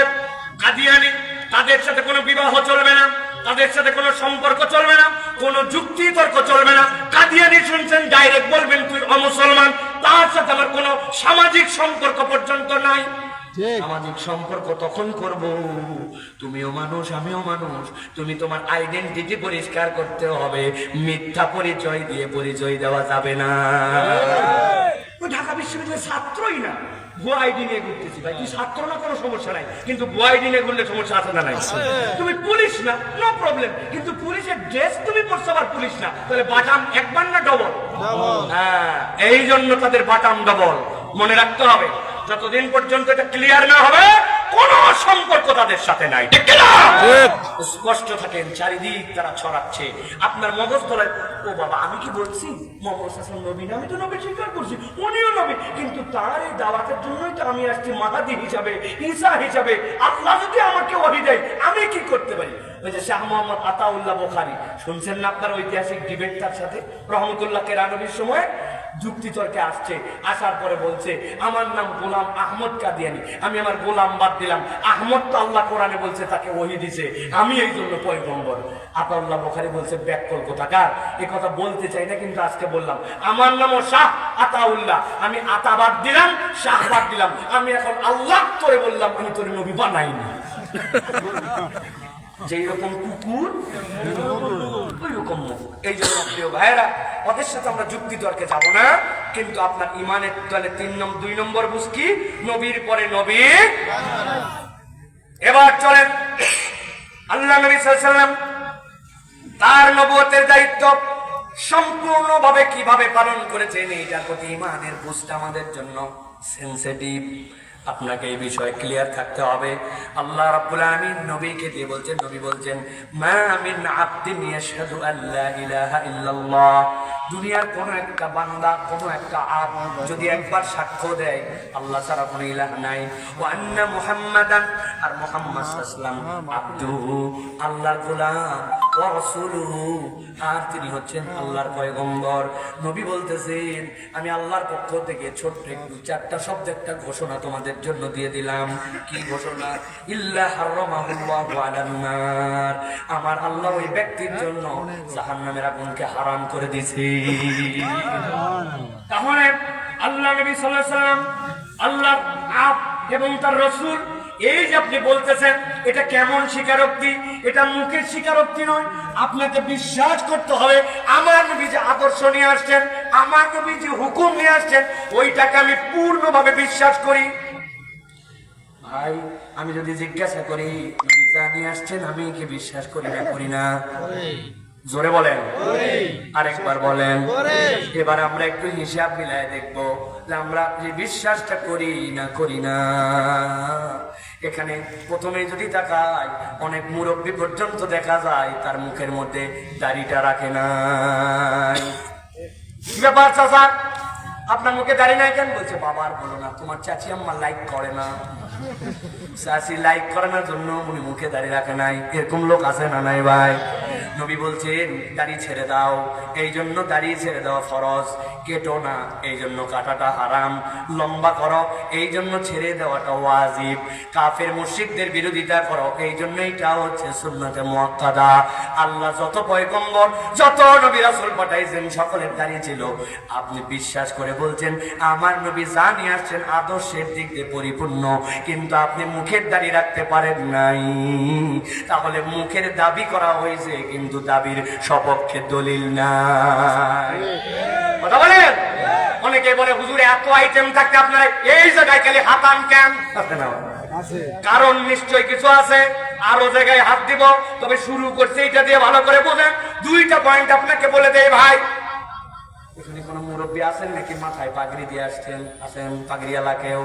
আচ্ছা নাই, আমাদের হুজুর আছে, মাথার মধ্যে সুন্দর করে রুমাল দিয়ে আসছে, সেমাক দিয়ে আসছে, গায়ের মধ্যে চমৎকার জুব্বা পরে আছে। আল্লাহ হুজুরের নেক হায়াত দারাজ করে দেখ। কিন্তু হুজুর বলে গেছে আমি মরে গেলে সারা জীবন জুব্বা পরে গেলাম, দয়া করে আমাকে জুব্বা আর মাথার এই রুমালটা দিয়ে কবর দিও। জাজিরার মুসলমান রাজিনি না। কি সমস্যা? তোমার একটা ভালো মানুষ বলছে এটা জুব্বা পরে যাবো, কি সমস্যা আপনার? হুজুর আলগা আবেগ দিয়েন না, মরার পরে কোন ড্রেস নবী বলে গেছে, ঠিক কিনা? তার মানে এই লোক এত জুব্বা পরেও, এত টুপি পরেও, এত পাগড়ি পরেও ওইটা নিয়ে কবরে যেতে পারতেছে না। দুনিয়ার মানুষ, কবরে কিচ্ছু নিয়ে যাওয়া যায় না। আপনি যে ভাবছেন আপনি কবরে আপনার কাপড়ের কাপড় নিয়ে যান, আসলে ইমানদার মানুষ মনের কাপড়ের কাপড়টুকু কবরে তার জন্য নিয়ে যায় না। এ কেমন কথা? বাড়ি গাড়ি সোনা দানা টাকা পয়সা নেই না, কাপন তো 3 খণ্ড পড়ায় পাঠায় না। না না, উহুদের যুদ্ধ হয়ে গেল, সাহাবিয়ে কেরামকে যখন খবর দেওয়া হচ্ছে, এক সাহাবী মাথা ঢেকে দেওয়ার পরে পালগা হয়ে যায়, পা ঢেকে দেওয়ার পরে মাথা হালকা হয়ে যায়, কাপড় একটু নাই। আল্লাহ নবী যদি কাপড় দেওয়ায় জরুরি হইতো তাহলে কাপড় ম্যানেজ করে হলে ঢাকায় দিতেন, কিন্তু নবীজি বললেন অল্প একটু ইদরিব ঘাস আছে, ওই ঘাস নিয়ে এসে পায়ের মধ্যে দিয়ে দাও। তার মানে আপনাকে আমাকে যে ঢাকছে এটা জনগণ যেন লজ্জা না পায়, বেহায়া যেন তার সামনে প্রকাশিত না হয়, জনগণের জন্য আমাকে ঢাকছে। আমার কাফনের কাপড়টাও হিসাব করলে আমার নয়, ঠিক না? তাহলে কবরে যে আপনি দিলেন, নবীজি বলছেন যখন কবরে নামাবে, কবরে দেওয়ার পরে তোমাদের জন্য কতগুলো ডিউটি দেওয়া হলো, কবর দিয়ে তোমরা চটপট করে সবাই চলে যাও না, তোমার ভাইয়ের জন্য একটু দাঁড়াও, এরপরে তার কাছে একটু দোয়া করো, তার জন্য আল্লাহ রাব্বুল আমিন মিজান হাসর সহজ করে দেন, এই জন্য একটু অপেক্ষা করো, তোমার ভাইয়ের জন্য ইস্তেগফার করো, সবাই যেন হরমর করে চলে যাও না। আর নবীজি সাল্লাল্লাহু আলাইহি ওয়াসাল্লাম দায়িত্ব দিলেন, ওই কবর দেওয়ার পরে তোমরা তোমার ভাইয়ের জন্য যে ইস্তেগফার করবে ওইখানে বারবার তাকে বলো, আল্লাহ তার জন্য হিসাবটাকে তুমি সহজ করে দাও। এই যে আপনি কবরের জন্য দাঁড়াইলেন, আল্লাহ নবী সাল্লাল্লাহু আলাইহি ওয়াসাল্লাম বললেন যখন কবরে নামাবে তখন বিসমিল্লাহি ওয়া আলা মিল্লাতি রাসূলিল্লাহ বলে নামাও। ওই লোকের জুব্বা নাই, ওই লোকের পাগড়ি নাই, ওই লোকের তসবিহ নাই, ওই লোকের রুমাল নাই, ওই লোকের কিচ্ছু নাই, মেসওয়াক নাই, আতর নাই। পুরুষ মানুষ হিসাবে একটা সুন্নত তার সাথে গেছি, যদি আল্লাহ দিয়ে রাখেন। আর কবরে যদি জিজ্ঞাসা করেন মাহাদার রাজুলুল্লাযী বুইসা ফি কবরি, দেখো তো চিনতে পারো নাকি যাকে কবরে পাঠানো হয়েছে? আপনি এখন ইমোতে দেখেন, হোয়াটসঅ্যাপে দেখেন, মেসেঞ্জারে ভিডিও কলে দেখেন, আমার নবীকে যদি আল্লাহ দেখায় তার শুভ্র সৌন্দর্য মণ্ডিত দাড়ি, তার চেহারাটা নূরে মুনাওয়ার, আর তার উম্মতের তার সাথে সেকেলে মিল নাই, ওই দিন যাওয়ার পরে নবীকে চেনা যাবে তো? হুজুরা এমনি এমনি কথা বলে, অনেকে বলে এইগুলার এমন কি দাম আছে, বিশাল দাম আছে, বিশাল দাম আছে। আপনি হৃদয় থেকে অনুভব করলে দাম খুঁজে পাবেন। কেমন করে? আমি মাঝে মাঝে আপনাদেরকে একটু চেতানোর জন্য বলি, যদি রাগ না হন তাহলে বলতে পারি। রাগ হয় না তো? ঢাকায় নাকি এক শিক্ষক তার ছাত্রকে একটু চেতাইছে, বেচারির কপাল খারাপ, আমার মতো না, এই জায়গায় খালি অল্প একটু তার দাড়ি, দুই দিকে নাই। আপনাদের এলাকায় কিছু পাঁঠা ছাগলের দাড়ি হয়, হয় না? বলছে দেখেন তোর তো দেখতে ছাগল ছাগল লাগে, শেখানোর জন্য, দাড়িকে টিটকারি করার জন্য। ওই ছেলে আবার খুব ব্রিলিয়ান, যা আল্লাহ দিয়েছে তাই তো। ও বলছে sir exactly you are right, যা বলছেন আপনি তাই, আমি যেমন তেমনই তো। স্যার চিন্তা করছে কি সাংঘাতিক, পরে আমি চেতাতে চাইলাম, ও তো চেতেই না, উল্টা আরো দেখি যা বলছি তাই মানে নিজে। বলছে স্যার না মানে উপায় আছে, আমি নিজেই দেখছি আমাদের বাড়িতে ছাগল আছে আমার মতো। তবে স্যার আপনি যদি মনে কষ্ট না নেন তাহলে আপনাকে একটা কথা বলতে চাই। বল বল বাবা বল, কি বলবি বল। বলছে স্যার আমি দেখতে ছাগলের মতো দাড়ি জন্য আপনি আমাকে ছাগল দাড়ি বলছেন, কথা ঠিক, কিন্তু স্যার বেয়াদবি নিবেন না, যতবার আপনার মুখের দিকে আমি তাকাই আপনাকে দেখলে আমার কুত্তা কুত্তা লাগে। আর নামবো ভাই, আল্লাহ মেয়েদের জন্য স্তন দিলেন, সন্তান খাওয়ানো লাগবে, ছেলেদেরকে দেন নাই। আল্লাহ ছেলেদের জন্য অবাঞ্ছিত পছন্দ দিলেন, ওইটা কাটা লাগবে, আন্ডারাম নাভির নিচ সেটা কেটে ফেলবেন। মেয়েদের মুখে দাড়ি দিলেন না, ছেলেদেরকে দিলেন। আর আমি বলছি আমার নবী যা আদর্শ নিয়ে আসছেন সবগুলো পূর্ণ, এই চারটার প্রতি ঈমান না আনলে নবী বানা হয় না। অথচ আপনি মুখে দাঁড়িয়ে রাখতে পারেন না, এটা শয়তানি ছাড়া আর কিচ্ছু না, ঠিক না? রাখতে পারেন না আপনি, সমস্যা কোথায় আপনার? আপনি বোঝেন, আমি আপনারা চেতানোর জন্য বলছি না, আমি আপনাকে উসুল বোঝানোর জন্য বলছি। নবী যা এনেছেন আপনাকে সেটা একসেপ্ট করে নেওয়া লাগবে, ঠিক না? এত বড় দাড়িওয়ালা শরীয়তপুরে বাজারের দোকানদার সকালবেলা গোসল করে আসছে, দাড়ির ভিতরে অনেক পানি ঢুকে গেছে। হঠাৎ করে এক কাস্টমার আসছে, এসে বলছে ভাই মসুরি আছে? দেখা যাচ্ছে 4টা মসুরির বস্তা আছে, মানে মসুরি তো বেশি। আমি ওর দাড়ি ঝাড়া দেখে বলছে ভাই বহুদিন ধরে ভেজাল ছাড়া মসুরি পাই না, দেশি মসুরি একটু দাম বেশি, ইন্ডিয়ানটার একটু কম, চাই না, সবগুলা মিস দেয় খালি। ভাই আপনার কাছে দেশিটা আছে? ঘটনা ভিন্ন। আগের দিন রাত্রে ওনার কর্মচারী দিয়া 40 কেজির সাথে 10 কেজি করে চায়নার ইন্ডিয়ান মিশাইয়া উনি যেটা 115 টাকা ফায়দা যেন 10 টাকা বেশি হয় উনি আগেই রেডি করে গেছে।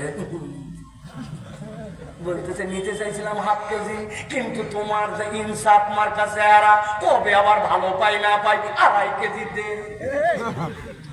ভালো করে বোঝেন তো, এই দাড়ি যে দাড়ি দিয়ে আপনি ধোকা দিয়ে দিলেন এইটা কি তাহলে নবীর আদর্শ মানা হলো? সুতরাং ইসলাম এবং সুন্নাহ ফলো করতে হবে, কিন্তু সেইটা যদি ধোকাবাজি হয় তাহলে কিন্তু বাটাম ডবল, ঠিক না? এই জন্য প্রিয় ভাইরা, আল্লাহ রাব্বুল আলামিন নবীজি সাল্লাল্লাহু আলাইহি সাল্লামকে বলছেন দুনিয়ার মানুষ সাবধান হও, আল্লাহর নবীর বিরোধিতা করো না। অনেক মানুষ আছে নবীর বিরোধিতা করে, আছে কিনা? আছে তো, হুদাই বলছেন, আপনি বুঝেন নাই, ঠিক কিনা? আপনাদের এলাকায় একটা লোক আছে, আমি চিনি, নাম বলে দিব, ঝামেলা হলে আমাকে ফস করে বলে দিচ্ছেন, বলেন। বলবো? এক লোক গেছে তার কাছে, বাবাজি বড় বিপদে পড়ছি, 1,000 টাকা দেন। বলতেছে সরি আর কি মারিস না, কোন সময় নাই। বলছে আরে বাচ্চাটা আমার অসুস্থ, ডাক্তার দেখাবো, 1,000 টাকা দেন। টাকা নাই। বলছে এত ঝাড়ি মারেন না, না বুঝে আপনার কাছে আমি আসি নাই, কি বুঝে আসছিস? বলছে যে আজকে হচ্ছে মঙ্গলবার, 1,000 টাকা আজকে বিকালে দিবেন, আল্লাহ মাসালা আগামী শনিবার 1250 টাকা ক্যাশ রিটার্ন। ব্যাকল কোথাকার? বলছে হাতের টাকা থাকে নাকি, বাড়ির চল। বাড়িতে নিয়ে চলে গেছে, যাওয়ার পরে 1,000 টাকা বাইর করে দিয়েছে, দিয়ে বলছে লাগলে আরো বল। তো চাষিও বসে নাই, অযথায় বসে থেকে কি করবে, মুরব্বী মানুষ, উনিও 10,000 টাকা খাটাচ্ছে, তুই যা করবি তাড়াতাড়ি কর, ছোট দিনের বেলা মাগরিবের আযান দিছে, আমি জামাতে নামাজ ধরবো। আসরের নামাজ পড়ে আছে, দাদনে টাকা লাগায়, সুদে টাকা খাটায়, এত বড় দাড়িওয়ালা টুপিওয়ালা মুরব্বী শ্রেণী, এরকম মুনাফিক মার্কা মুসলমান শরীয়তপুরে না। ভালো করে বুঝে নেন, আল্লাহর নবীর সাথে আপনি যে একটু আগেই বলছিলেন তামসা মারি, আমি নবীর উম্মত, আমি দাড়িওয়ালা উম্মত, আমি জুব্বাওয়ালা উম্মত, আল্লাহর নবীর সাথে ফাজলামি করে কিন্তু সে বোঝে না, ঠিক না? আল্লাহ রাব্বুল আলামিন এই জন্য বলছেন সূরা আহজাব 57 নম্বর আয়াত, আল্লাহ বলছেন ইন্নাল্লাযীনা ইউযুনাল্লাহা ওয়া রাসূলাহু লা'নাহুমুল্লাহু ফিদ দুনিয়া ওয়াল আখিরাহ ওয়া আ'আদ্দা লাহুম আযাবান মুহিনা।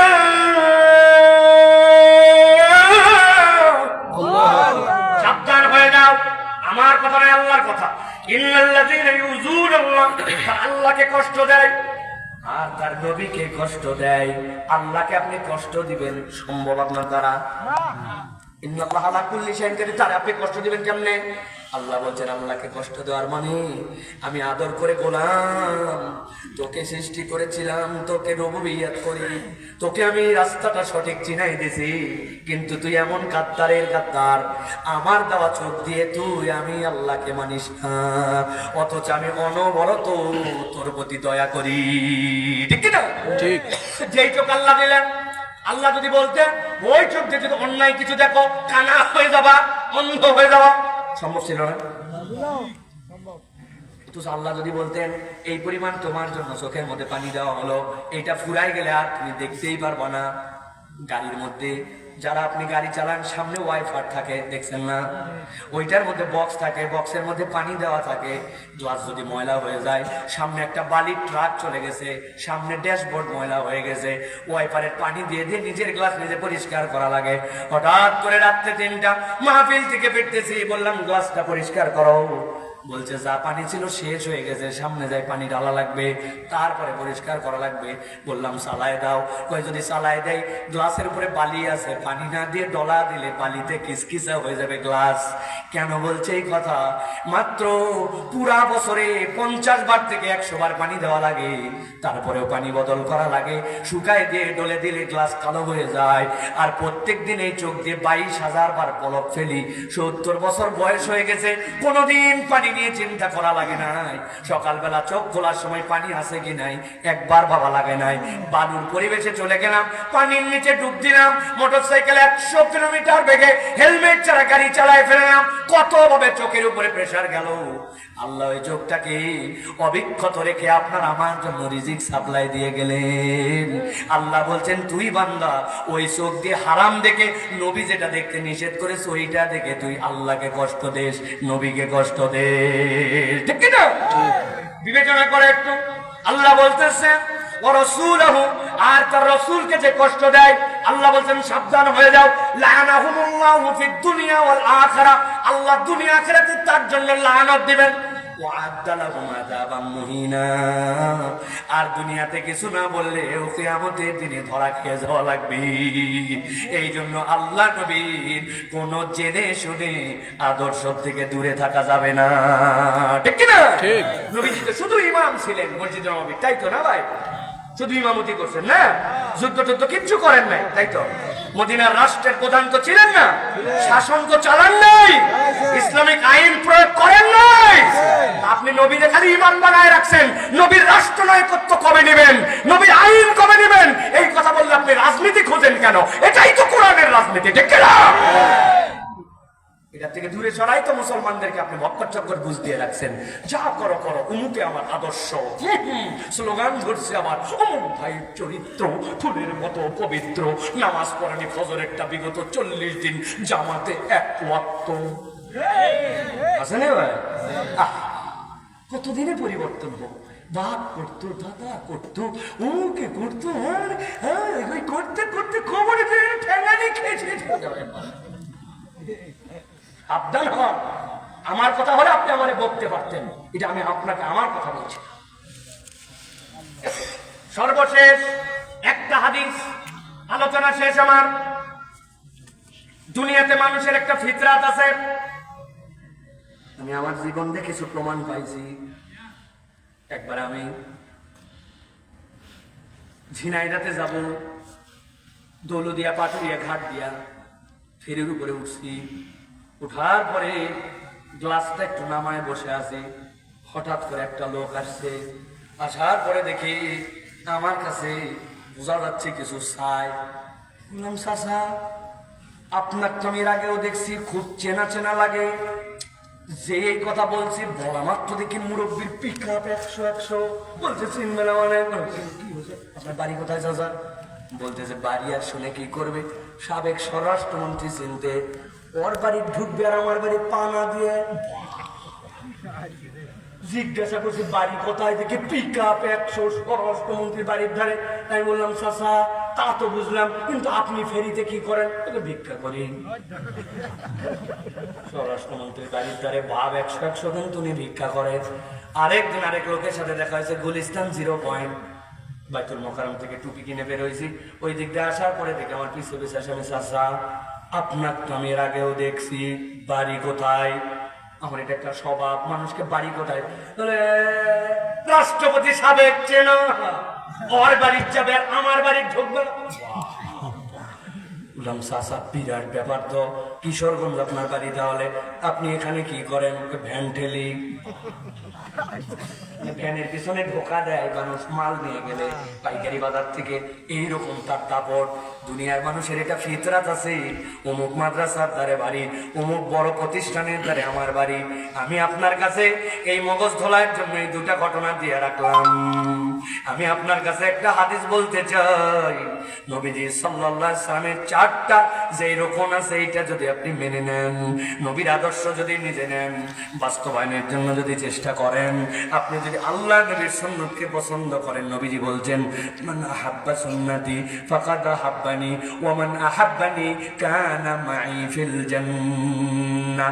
আল্লাহ নবী বলছেন কিয়ামতের ময়দান হয়ে যাবে, হওয়ার পরে আল্লাহ রাব্বুল আলামিন ফায়সালার পরে সব ইমানদারদেরকে ন্যূনতম ঈমান থাকলে জান্নাতে যাওয়ার জন্য ঘোষণা দিবেন। ওই দিন এক জান্নাতি আর এক জান্নাতির সাথে দেখা হবে। দেখা হওয়ার পরে জিজ্ঞাসা করবে, ও জান্নাতি ভাই, এত বড় জান্নাত, কোথায় তোমার বাড়ি একটু বলবে নাকি? তোমার বাড়িতে একদিন একটু বেড়াতে যেতে চাই। ওই দিন সব বান্দারা বুকের মধ্যে বাড়ি দিয়া নিজের জান্নাতের পরিচয় দিতে পারবে না, গর্ব করে বলতে পারবে না আমার জান্নাত অমুক জায়গায়, যদিও জান্নাতে যাওয়াটা একটা গর্ব। কিন্তু নবী বলছেন এক শ্রেণী ওই দিন বুকের মধ্যে বাড়ি লাগাবে, লাগায় বলবো, ইমানদার ভাই, এত বড় জান্নাত তুমি আছো আমি আছি, কোথায় ঠিকানা বলবো? তবে আমার ঠিকানাটা বোঝার জন্য একটু বলে দেই, আমার নবী জান্নাতে যেখানে থাকেন, আল্লাহ আমার নবীর বাড়ির ধারে আমার বাড়িটা দিছে। সে জীবিত মুহাম্মদ সাল্লাল্লাহু আলাইহি ওয়াসাল্লামকে ভালোবেসে নিল। মানে হাব্বানি কানা মাই ফিল জান্নাহ, সে আমার সাথে জান্নাতে থাকবে। আমরা কি নবীর সাথে জান্নাতে থাকতে চাই? হাত তুলে দেখান চাই।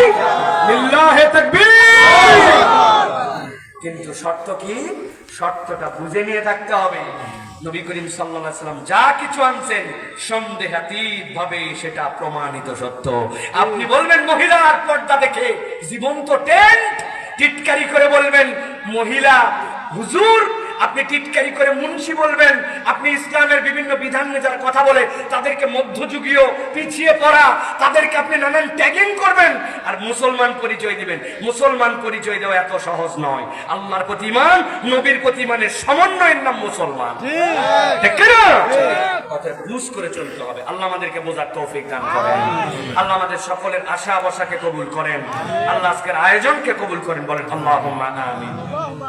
প্রিয় ভাইরা, কয়েকটা প্রশ্ন আসছে, আমরা প্রশ্ন উত্তর দিয়ে, রাত অনেক দীর্ঘ হয়ে গেছে, আমরা ইনশাল্লাহ শেষ করবো। প্রিয় ভাইয়েরা, একটা বিষয় আসছে, আমরা এখন কোন মাসে আরবিতে ঢুকেছি বলেন তো ভাই? রজব। আল্লাহ নবী সাল্লাল্লাহু আলাইহি ওয়াসাল্লাম আল্লাহর পক্ষ থেকে জেনে বলেছেন হারাম মাস হচ্ছে চারটা, তিনটা মাস ধারাবাহিক, মুহররম, জিলহজ, জিলকদ, জিলহজ, আর একটা হচ্ছে রজব। হারাম মানে সম্মানিত মাস, আল্লাহর মাস, এটা বিশেষ মর্যাদার মাস। ইমানদারের কাউন্টডাউন রমাদানেরটা শুরু হবে রজব থেকে।